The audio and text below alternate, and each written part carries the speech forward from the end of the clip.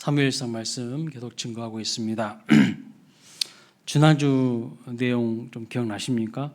지난주 내용을 우리가 좀 간단하게 좀 복습을 해보겠습니다. 지난주 13장 내용을 보면 사울이 왕으로 취임한 다음에 여러분 무슨 일을 했습니까? 왕으로 취임했어요. 그 다음에 무슨 일을 했죠? 사무엘 선지자가 고별 설교를 통해서 당부한 그 일들을 했습니까? 백성들과 더불어서 온 마음을 다하여 여호와를 섬기라고 했죠. 누가요? 사무엘 선지자가. 맞아요. 그리고 하나님이 행하셨던 큰 일을 생각하고 기억하고 연구하고 공부하라고 했습니다. 하나님이 행하셨던 그 과거의 역사를 조목조목 잘 살펴보면서 하나님이 어떻게 일하시는지를 너희들이 꼭 배워야 된다, 알아야 된다. 그 이야기를 사무엘 선지자가 간절히 부탁했어요. 그런데요, 사무엘의 권면을요 하나도 지키지 않습니다. 하나도 듣지 않아요. 한 귀로 듣고 한 귀로 그냥 흘려요. 그리고 하나님께 절대 집중하지 않습니다. 하나님께 집중하지 않아요. 대신 그는 뭐 했다고 말씀드렸어요? 이스라엘 역사상 최초로 상비군을 조직했어요. 주변 나라들을 보니까 전부 다 상비군이 있는 거야. 군대가 있는 겁니다. 그러니까 본받으라고 한 것은 전혀 본받지 않고 본받지 않아야 할 것들만 따라가는 겁니다. 본받지 않아야 될 것들은 전부 거기에다가 집중하면서 따라가고 하나님의 말씀에 대한 관심이 하나도 없어요. 세상 일은 푹 빠져 있는데 하나님에게는 하나도 관심이 없어. 그래서요 아주 잘 훈련된 상비군 몇 명을 만들었다고 말씀드렸어요? 3,000명. 3,000명을 만들어냅니다. 그리고 병력의 그 우수성을 믿고 먼저 블레셋을 쳐들어갔는데 웬걸 블레셋은 그 잠잠했던 2년의 기간 동안요 병거 3만과 마병 6,000명과 보병은 셀 수 없을 정도로 많이 만들어낸 것입니다. 무슨 뜻일까요? 세상적인 방법으로 이겨보려고 했는데 세상은요 오히려 우리보다 더 많이 잘 준비가 되어 있다는 뜻입니다. 세상의 방법으로 이길 수 없다는 것을 하나님이 말씀하는 거예요. 하나님의 사람들은 하나님의 방법으로 이기는 것이지 우리가 세상 사람들 따라가면 안 된다는 것을 말씀하고 있죠. 그래서 하나님의 백성은 하나님의 방법대로 준비해야 승리해야 한다는 메시지를 말씀드렸습니다. 자, 블레셋 군대를 보고 이스라엘 백성들이요 어떻게 반응합니까? 우리는 3,000명 준비했어요. 잘 훈련된 3,000명의 군사들. 그런데 블레셋은 병거만 3만이에요. 마병은 6,000이고요. 보병은 셀 수도 없어. 여러분 같으면 어떠실 것 같아요? 그런 상황에서 이스라엘 백성들은 벌벌 떨었어요. 3,000명 중에 다 도망가고요. 고작 600명 남았습니다. 싸워보지도 않고 이미 마음 상태가 다 무너져 버렸어. 심리전에서 이미 졌어요. 80%가 도망간 겁니다. 여러분 이들의 문제가 뭘까요? 또 사울왕의 문제는 뭡니까? 이 위기 가운데에 하나님이요 생각나지 않는 거예요. 하나님이 생각나지 않는 거예요. 하나님의 말씀이요 생각나지 않았어요. 진짜 위기는 위기 상황 가운데에 우리가 붙잡아야 될 하나님의 말씀이 있어야 되는데 하나님의 말씀이 그들 속에 없다는 겁니다. 이게 진짜 위기예요. 누구나 다 위기는 만날 수 있어요. 고난을 만날 수 있습니다. 그러나 그 고난과 위기 가운데에 내가 붙들어야 될 하나님의 말씀이 없다는 것이요 진짜 그 인생에 빨간물 들어온 거예요. 그 속에 텅텅 비어서 깡통 소리만 나는 거예요. 빈 깡통인 거예요. 자, 이렇게 블레셋과의 전쟁에서 패색이 짙어지자 사울 왕이 여러분 어떻게 합니까? 그때 비로소 이제 예배합니다. 그때 비로소 예배해요. 그 전까지는요 어떻게 하면 이길 수 있다고 생각한 것입니까? 군인들 잘 훈련시키기만 하면 이길 수 있다고 생각했어요. 세상적인 방법으로 잘 준비하면 이길 수 있다고 생각했습니다. 하나님을 의지하거나 하나님을 붙들어야 된다는 생각은요, 일도 없었어요. 전혀 없었어요. 그래서 그러나 막상 전쟁을 하려고 하는데 상대방은 더 많이 준비가 되어 있는 거예요. 더 엄청나게 많은 준비를 하고 있는 거예요. 그래서 백성들, 군인들 다 도망치고 벌벌벌 떨고 있는 상황에서 이제야 비로소 하나님 찾고 있어요. 이제야. 사람들이 이렇다니까요. 사람들이 이래요, 대부분. 평안하면 하나님 안 찾아요. 그런데 그것도 진정 하나님을 경외함으로 예배하는 것이 아니에요. 지금 보면은 진짜 하나님을 경외해서 정말 하나님을 두려워해서 예배하는 것도 아니에요. 보면은 순전히 자기들의 필요를 위해서 하나님을 수단 삼아서 이용하려는 목적으로 하나님을 찾는 것을 볼 수가 있습니다. 이것이 또 중요한 사울 왕의 문제였어요. 문제. 하나님을 경외하는 마음도 없어요. 그냥. 그러니까요, 제사장이자 선지자인 사무엘이 오기도 전에 사울 왕이 자기가 그냥 급한 마음에 제사를 막 빨리빨리 집례해 버립니다. 전혀 하나님 말씀대로 안 하는 거예요. 예배를 드리는 동기와 목적이, 그리고 예배 드리는 과정과 절차가 아주 잘못된 이 사울 왕의 모습을 사무엘이 지적을 하죠. 자, 이제 14장 말씀을 한번 살펴보겠습니다. 지금 무슨 상황이라는 거예요? 전쟁 중입니다. 블레셋과의 전쟁 중이에요. 전세가 이스라엘에게 유리합니까? 불리합니까? 철저하게 지금 불리한 상황이에요. 대단히 자신만만하면서 블레셋으로 쳐들어갔으나 블레셋의 압도적인 군사력 앞에 이스라엘은 딸랑 600명만 남아있는 상황입니다. 전부 다 기죽어가지고 벌벌벌 떨고 있어요. 이 상황에서 여러분, 누가 돌파구를 마련해야 될까요? 리더인 사울 왕이잖아요. 리더가 돌파구를 마련해야 될 거 아니겠습니까? 그런데 이 전쟁을 진두지휘해야 될 사울은 지금 뭐 하고 있습니까? 14장 2절 말씀 보세요. 오늘 본문 2절 말씀 보십시오. 자, 읽어보겠습니다. 시작. 사울이 기브와 변들이 미그론에 있는 석류나무 아래에 머물렀고 함께한 백성은 600명 가량이며. 특별히 한 일이 없어요. 그냥 석류나무 아래에서 머물고 있어요. 그냥 가만히 있어요. 그런데 본문을 계속 보면은 실제로 아무 일도 안 한 것도 아니고 두 가지 일을 했어요. 두 가지 자기 나름대로 중요한 일이라고 생각하는 것을 합니다. 뭔 일을 했을까요? 3절 말씀 보세요. 14장 3절 또 읽어보겠습니다. 시작. 아히야는 에봇을 입고 거기 있었으니 그는 이가봇의 형제 아히두베의 아들이요 비느하스의 손자요 실로에서 여호와의 제사장이 되었던 엘리의 증손이었더라. 백성은 요나단이 간 줄을 알지 못하니라. 성경은요, 갑자기 사울 왕이 아히야라고 하는 제사장이 있음을 알리고 있어요. 사울 왕 옆에 누가 있냐면 아히야라는 제사장이 있었다는 것을 알리고 있어요. 성경이. 여기 보면 에봇을 입고 거기 있었으니 그랬잖아요. 아히야가. 여러분, 에봇이 뭐죠? 에봇이 뭡니까? 에봇. 네? 오, 광일교회 실력이 있네. 맞아요. 제사장이 입는 옷이 에봇이라고 하는 거예요. 에봇.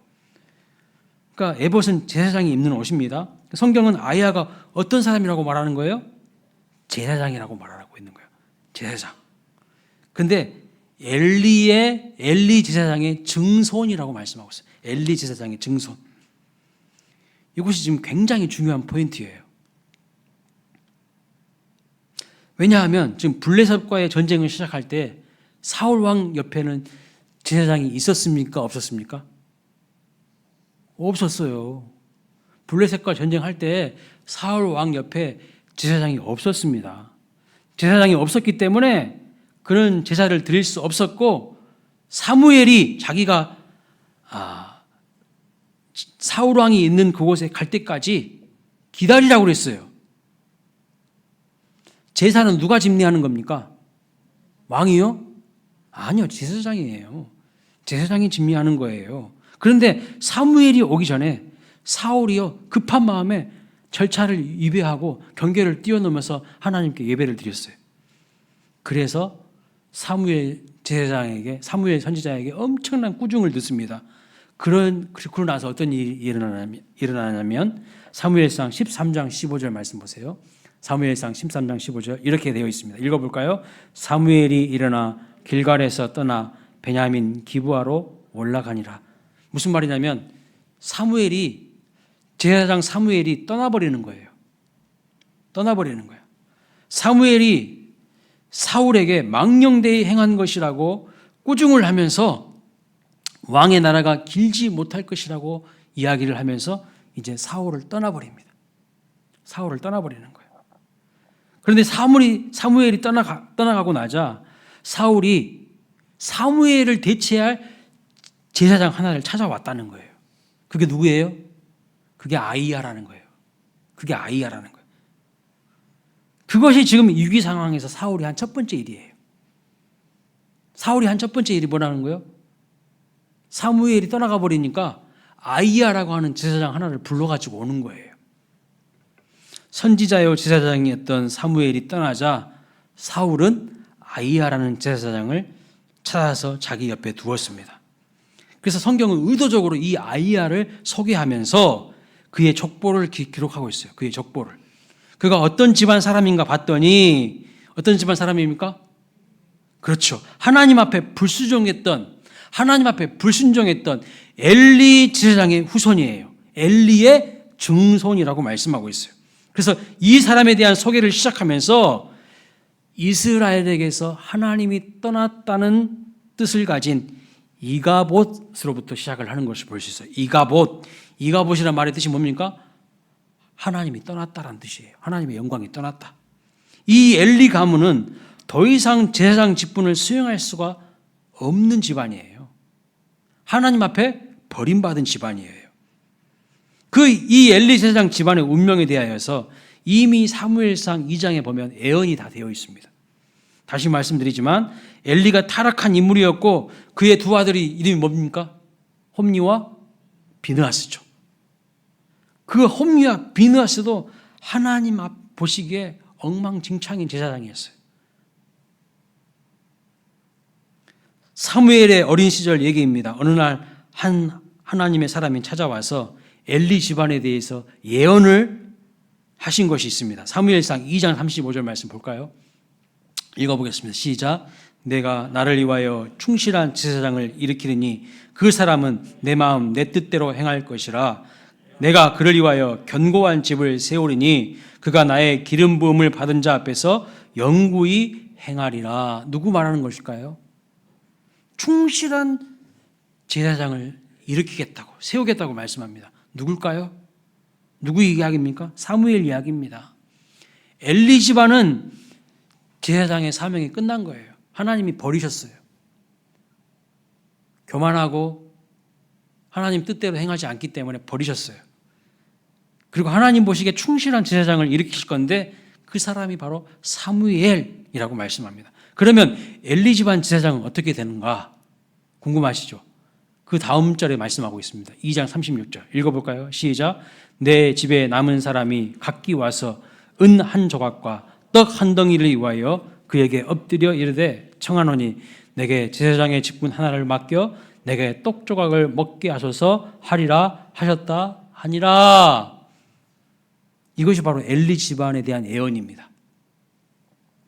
하나님이 더 이상 제사장으로서의 권위를 인정하지 않으십니다. 하나님이 쓰시지 않는다는 말입니다. 그러면 여러분 엘리 집안 사람들은 이제 뭐하고 살까요? 뭐하고 사느냐? 나를 좀 제사장 노릇하게 해 주시옵소서. 구걸하면서 제사장 노릇하려고 구걸하는 신세가 된다는 겁니다. 비참한 집안이 되는 것이죠. 내 집에 남은 사람이 와서 은 한 조각과 떡 한 덩이를 위하여서 먹고 살려고 뭐 한다는 거예요? 제사장의 직분 하나 나한테 맡겨달라고 구걸하는 신세가 된다는 거예요. 바로 이 광경이요, 오늘 사무엘상 14장에서 펼쳐지고 있어요. 하나님이 일으키신 충실한 제사장 사무엘은요, 사울 곁을 떠났어요. 사울이 지 마음대로 하니까, 하나님 말씀대로 하지 않으니까 하나님의 말씀을 전하고 떠났어요. 왕의 나라가 길지 않을 것입니다. 다시 말하면 너는 끝장이요, 너는 끝이요, 이렇게 하고 떠난 거예요. 네 마음대로 하니까 너는 끝이야, 이렇게 하고 떠났어요. 그럼 사울이 해야 될 일은 무엇입니까, 여러분? 사울왕이 뭘 해야 될까요? 여러분이 만약에 사울왕이라면 뭘 하시겠습니까? 지금 위기 상황이에요. 블레셋과 전쟁을 했는데 우리는 3,000명이었어.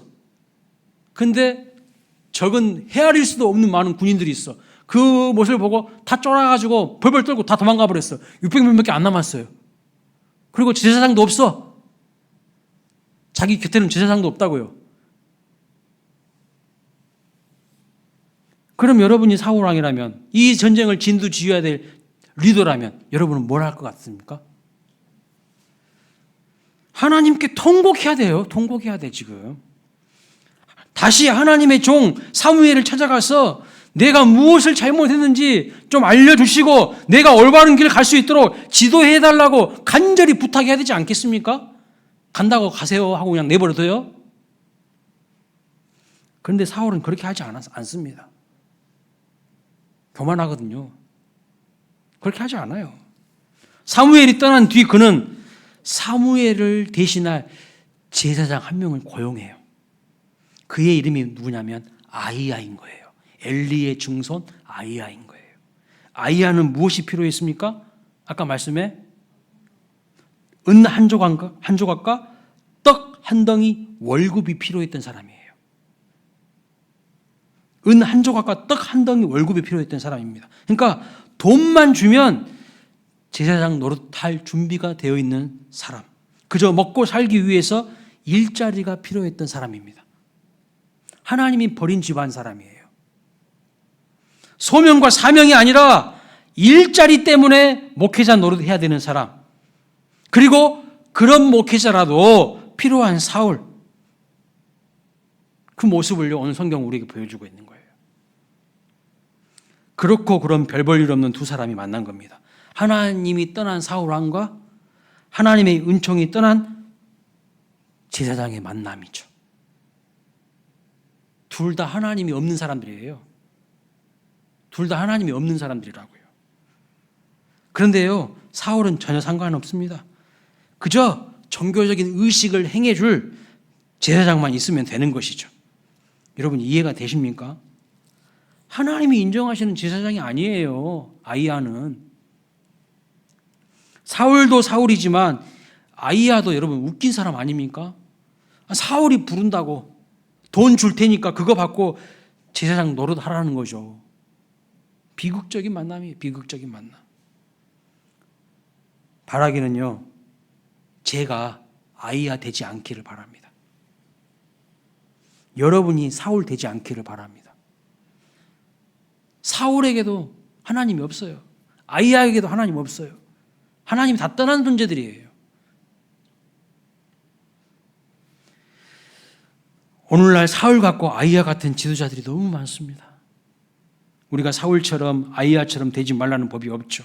정신 차리지 않으면요, 하나님의 영이 떠난 사울처럼 아이야처럼 될 수 있다는 것을 알아야 됩니다. 엉터리 사울왕이 위기 상황에서 첫 번째로 한 일이 무엇입니까? 엉터리 제사장 데리고 온 거예요.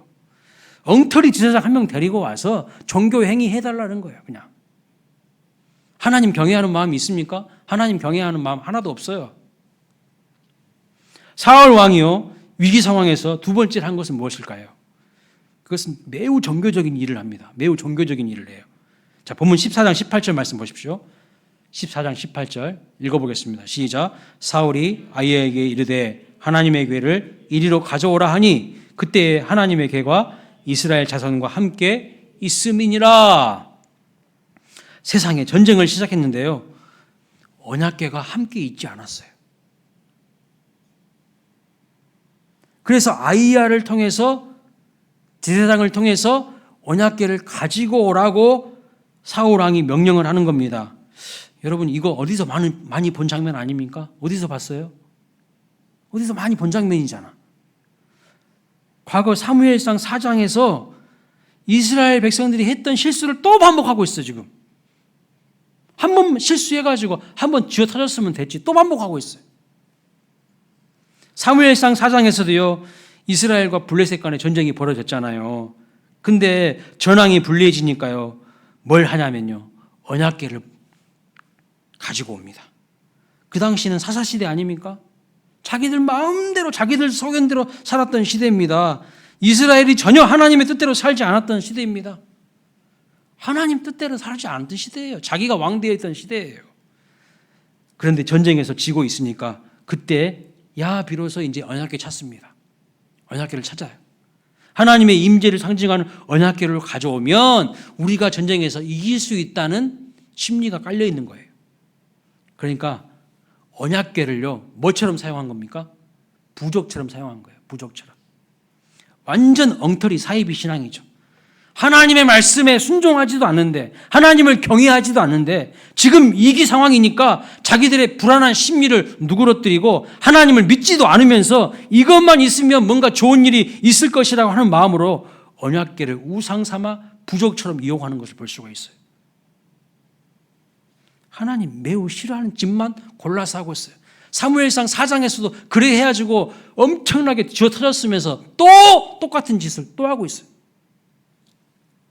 하나님 우습게 여기는 행동을 한 것이죠. 하나님 경외하는 마음은요 1절 찾아볼 수가 없어요. 그저 언약궤를 수단 삼는 겁니다. 오늘날 이 시대의 많은 사람들의 신앙이요 이 당시 이스라엘 사람들처럼 하나님을 우상처럼 섬기는 사람들이 있어요. 우상처럼. 어제 새벽에도 제가 설교를 했지만 어떤 특정한 종교적인 상징물이 신비한 능력이 있습니까? 그런데 그것들을 우상처럼 여기는 사람들이 있다니까요. 그런 측면에서 십자가도 우상이 될 수가 있어요. 여러분 십자가는요 그냥 나무입니다. 나무. 십자가 자체에 신비한 능력이 없어요. 그래서 종교개혁자 칼빈이나 루터나 이런 분들은요 예배당 안에 십자가를 거는 것도 반대했어요. 그것이 또 다른 우상이 될 수 있기 때문이죠.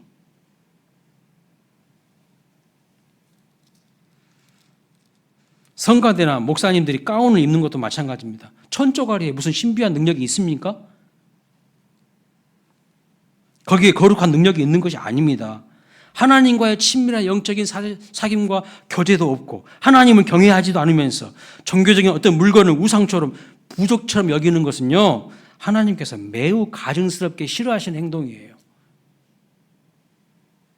지금 언약궤도 그렇게 사용하는 거예요.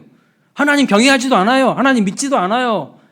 그런데 지금 전쟁에서 불리하니까 이겨보려고 언약궤 데리고 오라고 가져오라고 하는 거예요. 부적으로 이용하는 거예요. 그냥. 아주 하나님이 싫어하는 행동만 골라서 어떻게 그렇게 잘도 하는지 몰라요. 여러분 우리는 기독교 무당들이 되어서는 안 됩니다. 오늘날 기독교 무당들이 많아요. 겉포장지는 기독교인데 안에 딱 열어보면 기독교 무당들이야 다. 전부 이런 것들이 기복주의 신앙의 모습 아닙니까? 진정한 복이 뭘까요? 진정한 복은 나의 죄를 진실되게 회개하면서 하나님의 뜻을 따라가는 거룩한 삶, 순종하는 삶을 살아갈 때 받게 되는 것이죠. 순종하는 모습은 없고 거룩한 모습은 하나도 없으면서 복만 달라고 하는 거예요. 복만 달라고. 잘 되기만 바라는 거예요. 그것이 바로 요영심이죠. 그것이 하나님이 가증스럽게 여기는 마음 아닙니까? 지금 전쟁을 시작할 때 사울이요 여호와의 언약궤 찾지도 않았습니다. 옆에 두지도 않았어요. 근데 지금 전쟁이 불리해지니까 또 뭘 찾은 거예요? 또 뭘 찾은 것입니까? 제사장에게 여호와의 언약궤 가져오라는 겁니다. 아히야에게 시키는 거예요. 그러니까 사울에게 있어서 여호와의 언약궤는요 그냥 부적인 거예요. 부적. 기독교 무당이에요. 사울은. 거룩하신 하나님을 무시해도 이렇게 무시하면서 무슨 복을 받을 수 있겠습니까? 얼핏 보면요 대단히 신앙적인 것 같아 보이지만 기독교 무당이에요. 기독교 무당이라고요. 이 사이비 신앙이에요. 사울이 위기 상황에서 한 두 가지 일이 무엇입니까? 첫 번째는 엉터리 제사장 데리고 온 거예요. 하나님이 떠나버린 엉터리 제사장 데리고 온 거예요. 은 한 조각하고 조금 뭐 먹을 거 주면은 종교 행위하는 그런 엉터리 제사장 데리고 온 거예요. 그리고 전혀 하나님을 경외해야 하는 신앙이 없으면서 언약궤 가져온 겁니다. 그것이 위기 상황에 살 짓입니까? 잘 모르는 사람이 보면요, 사울은 매우 신앙이 좋은 사람처럼 보일 뿐이에요. 얼핏 보면은 제사장도 모시고 오고, 얼핏 보면 언약궤도 모시고 오네. 여러분 속지 마십시오. 감사한 거는 이 자리에 우리 청년들이 좀 앉아 있어서 감사한데, 여러분 청년들 속지 마세요. 배우자들 이런 사람 만나면 큰일 납니다. 대단히 종교적인 것 같아 보이는데 속에는요 믿음이 하나도 없는 깡통들이 있어요. 속으면 안 돼요. 여러분 눈에 피눈물 나요. 피눈물 나. 우리는 성경을 통해서 지금 사울의 실체를 알고 있어요. 신앙인이 아닙니다. 사울은 신앙적으로 보이는 종교의 행위를 하고 있을 뿐이에요. 우리 중에 이런 사람 없기를 정말 바랍니다. 여러분 문제가 생겼어요? 그럼 우리가 해야 될 일이 뭘까요? 지금 위기 상황이에요. 지금 일촉즉발의 블레셋과의 전쟁 상황입니다. 그럼 우리가 해야 될 게 뭘까요? 하나님 앞에 엎드리는 것이죠. 하나님을 찾는 것이죠. 혹시나 내가 모르고 지은 죄가 없는지 그 부분까지도 철저하게 하나님 앞에서 회개하는 것입니다. 하나님 나를 불쌍히 여겨주시고 하나님의 은혜로 문제를 해결할 수 있고 극복할 수 있게 해달라고, 내가 인생 헛발질 그만하고 이제 정말 하늘 창문을 두드리는 삶으로 나아갈 수 있게 해달라고, 하나님과 연결되게 해달라고 엎드려 기도해야 될 거 아니겠습니까? 근데 하는 행위가 뭐예요? 엉터리 제사장이나 찾아오고 자기 마음에는 하나님 경외하는 마음도 없으면서 언약궤가 있으면 그냥 이길 수 있을 것처럼 생각하면서 언약궤 데리고 오고 가지고 오고, 자기의 마음을 찢는 회개는 없어요. 자기의 삶에 하나님의 뜻대로 순종하려고 하는 그런 마음은 없어요. 그냥 이 이기수간 모면해 보려고 거짓 종교 행위하는 겁니다. 하나님 그 마음을 모르실까요? 자, 사울 왕이 아히야에게 언약궤를 가지고 오라고 해서 언약궤를 가지고 왔어요. 그런데 마침 그 상황에서 블레셋 진영에 무슨 일이 일어날까요? 큰 소동이 벌어집니다. 큰 소동이 벌어져요. 자, 본문 19절, 20절 하반절을 한번 보시겠습니다. 같이 읽어볼까요? 시작. 사울이 제사장에게 말할 때에 블레셋 사람들의 진영에 소동이 점점 더한지라 사울이 제사장에게 이르되 내 손을 거두라 하고 블레셋 사람들이 각각 칼로 자기의 동무들을 침으로 크게 혼란하였더라. 그렇습니다. 지금 어떤 상황이냐면 사울 왕이요 자기 힘으로 도저히 블레셋 사람들을 이길 수 없다는 것을 알았습니다. 그래서 이제 신적인 힘을 빌려오려고 언약궤를 빨리 가지고 오라고 아히야에게 부탁했어요. 명령을 했습니다. 그뿐만 아니라 아히야 제사장을 불러가지고 어떻게 해야 하는지 하나님의 뜻을 물어보려고 하다가, 하나님이 과연 이 상황에서 나에게 원하는 것이 무엇인지를 제사장을 통해서 물어보고 하나님의 뜻에 귀를 기울이려고 하다가 갑자기 블레셋 진영에서 소동이 벌어지니까요. 소동이 커지니까 사울 왕이 뭐합니까? 바로 전쟁에 돌입한 것을 볼 수가 있어요. 바로 전쟁에 돌입합니다. 여기 19절에 보면 이런 말씀이 있어요. 사울이 제사장에게 내 손을 거두라 이렇게 명령합니다. 무슨 뜻일까요 이게? 네 손을 거두라. 무슨 뜻일까요? 하나님의 도움을 구하는 그런 행동을 그만해라 그런 뜻이에요.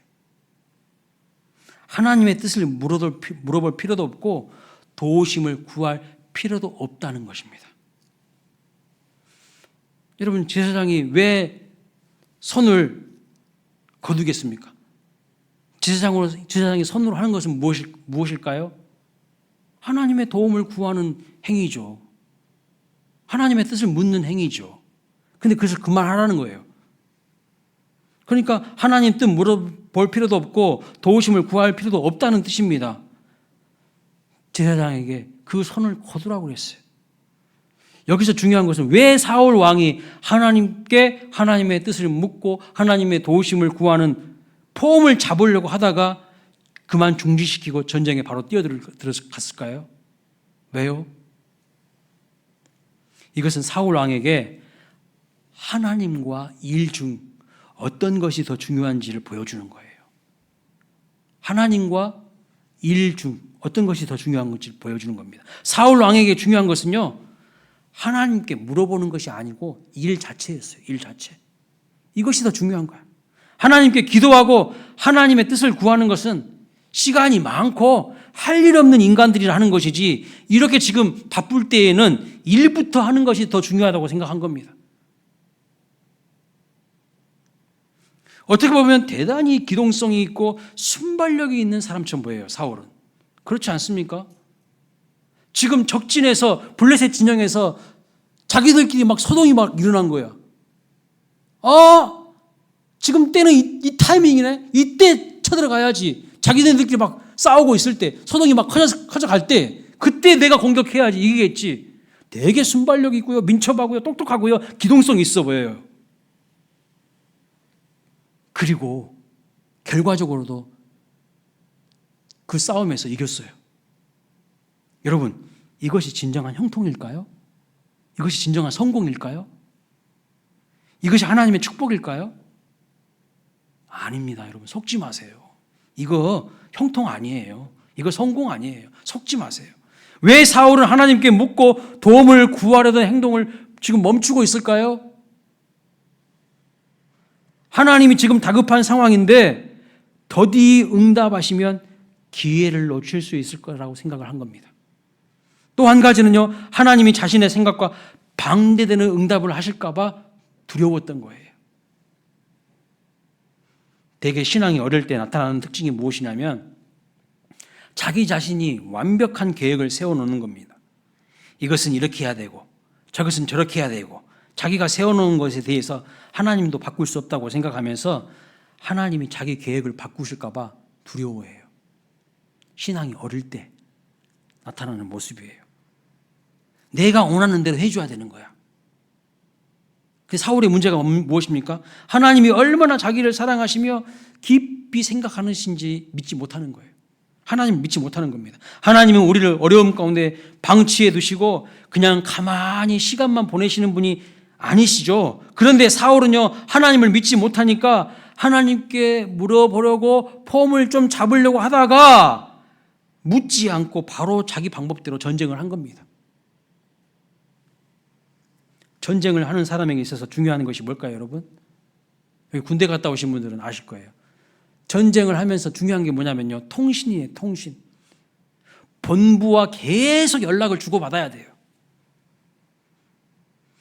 본부와 계속 연락을 주고받으면서 전쟁을 해야 되는데 내 고집대로 자기 뜻대로 되지 않을까 봐 두려워서 통신을 하지 않고 작전에 임한다면요, 그것은 가장 어리석은 일입니다. 자기 마음대로 하는 것은요, 죽으려고 작정하는 거예요. 요즘 대부분 초등학생들, 청소년들도요, 핸드폰이 있죠. 핸드폰이 있어요. 부모님들이 다 핸드폰 사줍니다. 부모가 아이들이 어디에서 무엇을 하고 있는지 걱정이 되기 때문에 대부분 가정에서 자녀들에게 핸드폰 사줍니다. 그런데 부모가 걱정이 되어서 연락을 하면 전원이 꺼져 있거나 통화 중이거나 소리샘 음성 메시지를 전달하라고 안내 멘트가 나올 때가 있습니다. 꼭 연락이 돼야 되는 상황인데 연락이 안 돼요. 알고 보면 아이들이 부모님의 간섭을 받기 싫어서 핸드폰 전원을 꺼놓고 있을 때가 있어요. 영적으로 보면요, 오늘 우리의 모습과도 비슷한 면이 있지 않습니까? 잘 생각해 보십시오. 하나님과 연결되어야 되는 상황인데 하나님과 연결되기는커녕 자기 힘으로 문제를 해결해 보려고 합니다. 하나님 앞에 통제받는 것, 간섭받는 것 귀찮아하고 싫어해요. 내 마음대로 해야지.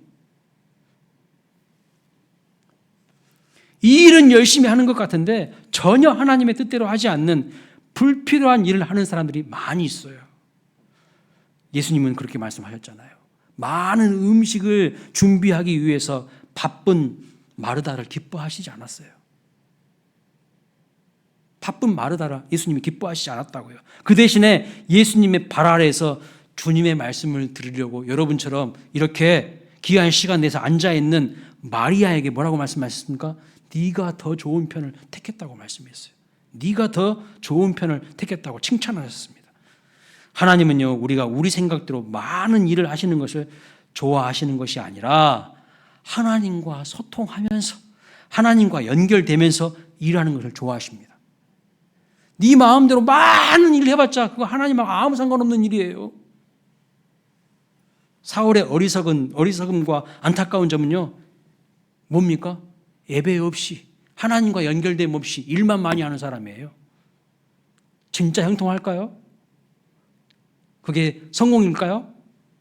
아니라는 거예요. 하나님과 연결됨 없이 자기 생각대로 자기 고집대로 살아가는 사람이라는 것입니다. 그래서 사울을 버리시는 거예요, 하나님이.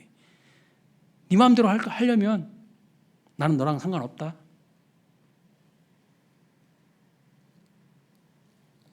여러분, 2024년 새해가 밝았습니다. 여러분이 올 한 해 형통하고 하나님 앞에 진정한 복을 받으시려면요, 하나님의 발 아래에서, 하나님 발치 아래에서 진정한 예배자로 하나님과 연결될 때에 하나님의 은혜와 복이 여러분에게 흘러갈 줄로 믿습니다. 말씀을 마칩니다. 사랑하는 여러분, 혹시 우리도 사울처럼 살아갈 가능성이 많아요. 농후합니다. 하나님의 뜻을 구하면서 그 뜻에 순종하기보다는요, 자기 마음대로 하는 어리석은 자가 되어서는 정말 안 될 것입니다. 수많은 일보다 하나님 발 아래 앉아 하나님의 말씀을 듣고 예배하는 인생이 돼야 됩니다. 교회에서도 보면요, 일이 많아요. 주일날도 여러 가지 많은 일들이 있지만 여러분, 제일 중요한 게 뭘까요? 여러분 자신이 예배자가 돼야 되는 거예요. 교회에 일하려고 오지 마십시오. 먼저 예배자가 돼야 되는 거예요. 방송실에서 찬양팀으로, 성가대로, 교사로, 주차봉사로, 차량 운행으로, 안내위원으로, 대표기도로 많은 일들이 있지만 내가 예배자가 안 되면요, 그 꽝인 거예요, 꽝. 어떠한 경우에도 하나님과 연결돼야 됩니다.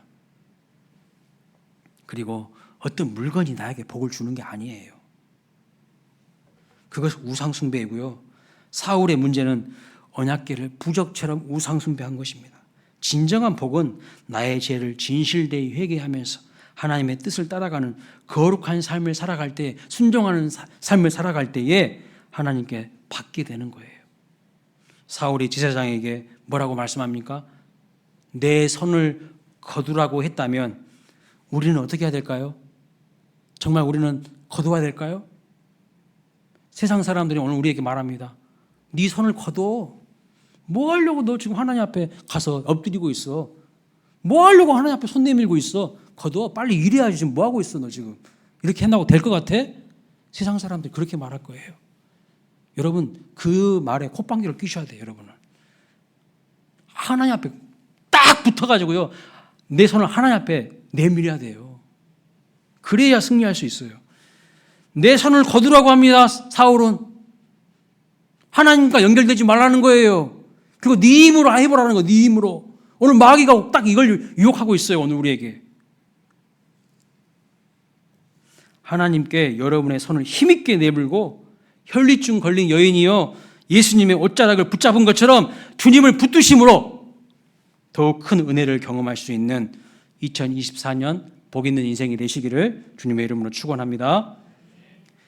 자, 오늘 찬송하면서